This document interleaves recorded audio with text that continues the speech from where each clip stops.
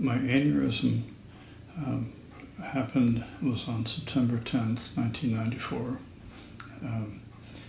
The night before, I had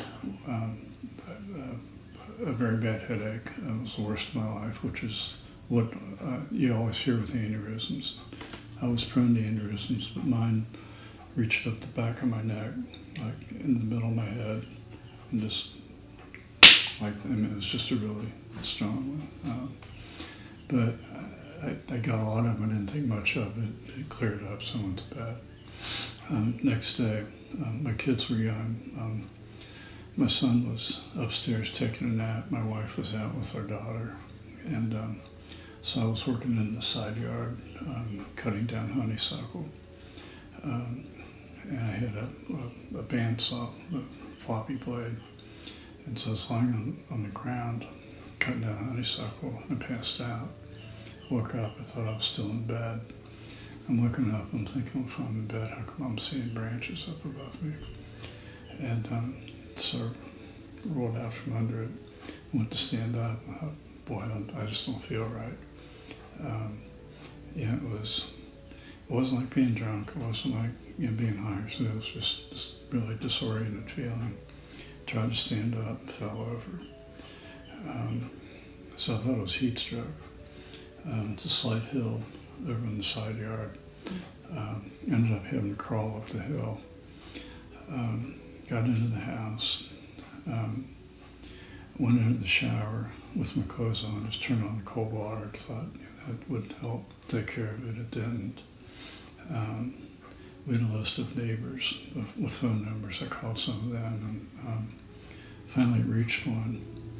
And he came down. It happened to be a guy I worked with at the newspaper. I worked for the Cincinnati Post at the time. And he ended up calling the Life Squad. They thought it was heat stroke too. And they took me to what was then St. Luke Hospital. It's now St. Elizabeth, here in Fort Thomas. And what really saved my life was a diagnosis by the ER doc on duty at the time. He discovered it was a brain bleed. I was lucky in that it had scabbed over enough that the bleeding had stopped. They sent a helicopter over and strapped me to that and flew me over to Good Sam Hospital at the time. Good Samaritan and I think UC both had neurosurgical operations. I happened to catch a really terrific surgeon on duty at the time named Harry Van Loveren. So he did surgery early Sunday morning and they clipped it. I've got 3 clips in my head. And I came to and I had these big railroad tracks on my head and I remember thinking, well, it's a good thing you don't get by on your looks, Charlie, because you're going to be in trouble. But people don't really notice it anymore, I don't think. They had told my wife that, look, just warned her that the guy that wakes up, probably is not going to be the guy you married.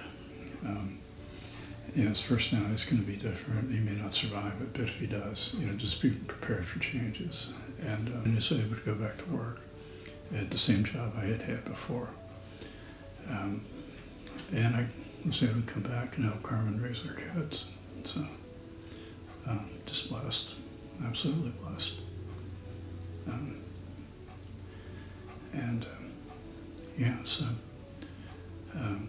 Joined the, I didn't join the aneurysm group for a while.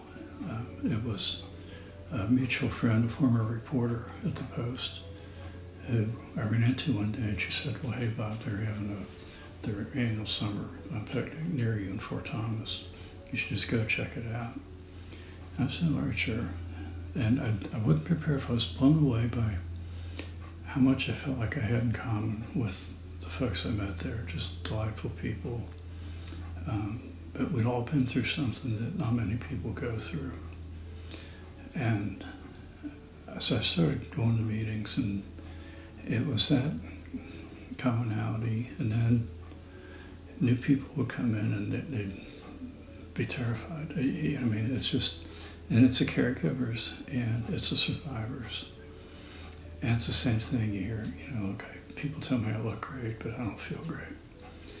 And, my brain doesn't work the way it used to. And I don't know what's going on or if I'm ever going to be the same. And, just whatever you can do to help people say, look, you'll be okay. Or maybe you won't be the way you used to be, but here's, we can help you. I mean, just, we've all been through it. We know what you're going through.